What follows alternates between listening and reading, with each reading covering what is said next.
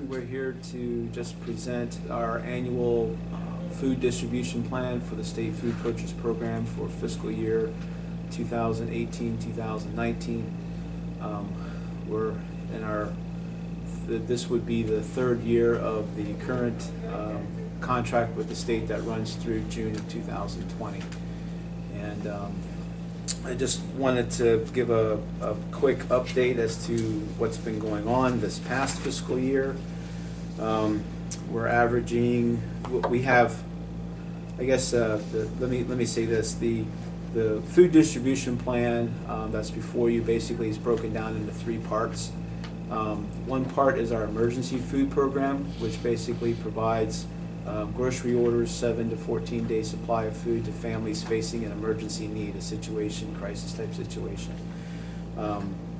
Currently, we're averaging 135 families within that food distribution program, for 135 families per month in that program this current fiscal year, which equates to about 370 people a month that are coming through for emergency food assistance. We also have our free noon meal program, which serves a free lunch somewhere in the city 11 and 7 days a week. We also provide weekly meals in Schaeferstown and Newmanstown, and just added a weekly meal in Palmyra. And so we are continuing to see how we can extend our services to reach other parts of the entire county, not just, although the greatest need obviously is in the city, we do understand that there are needs outside of the city and throughout the county. So our free noon meal right now averages 113 people per day that are receiving the free lunch. Equates to about 3,100 meals a month that we're serving through the free noon meal. That's all facilities? That's all facilities, yes. The third distribution program is our monthly distribution, which provides a monthly bag of food to families that qualify through the 150% of poverty level. And so these are families, once the household meets that income guideline, they can come once a month and receive a bag of food. Right now we have currently 1,400 households throughout the county that are registered for that program, and we're averaging about 856 bags per month. On average, 856 or so families come and access that program per month. But again, as a whole, 1,400 households throughout the county are registered for that program. That represents roughly 4,000 people within the county, 29% of them being children. So for 2016, or I'm sorry, for 2017, 2018, Lebanon County received $168,000 through the state food purchase program. The state allocated just over $17 million statewide for the program, so Lebanon County receives just under 1% of that total. But it is enough to satisfy the need that we have currently. So 82% of that money is spent on food, and 8% of that money is spent on administrative expenses, which is the allowable administrative expense. So what's the other 10%? 18%? I said 82%, and I'm sorry, it should be 92%.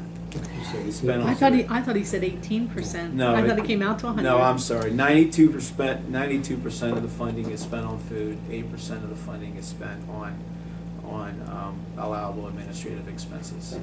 Now, we are allowed to spend roughly 5% of that total for capital equipment needs, but we haven't needed to do that, so we can transfer over that to purchasing food. So that's basically what we've been doing for the last couple of years, is using more of that for the food. My apologies, it's 92%.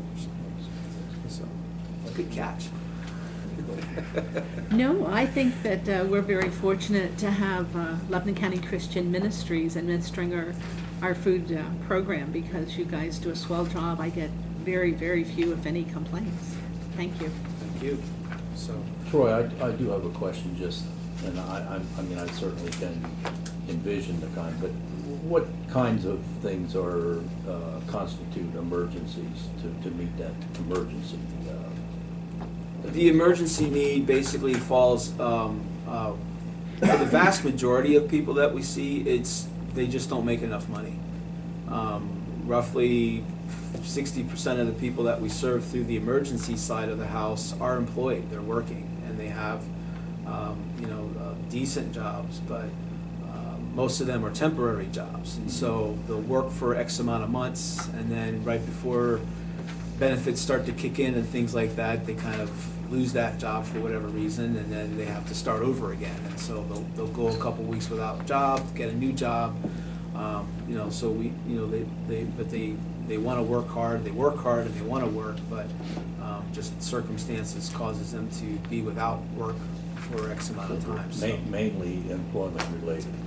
It's mostly employment related. Now, again, there are some people that don't know how to manage their finances, and so that's certainly an issue as well. But that's a small percentage of people. A lot of the folks is they're living on fixed incomes or just not making enough money through working. And illness is something that you would consider? Illness, yes. Illness is an issue, and the problem lies within if you're making money that you're scraping by month to month, and you incur some sort of medical issue where you miss a couple of days of work, or you miss a week of work, or your car breaks down, you got to get your car fixed, those types of things. They just don't have the reserve funds or the safety funds to kind of take care of those issues. And so now, because they miss work for various reasons, they are now needing assistance with food. I'm full of questions. No, that's fine. That's fine. I'm full of answers.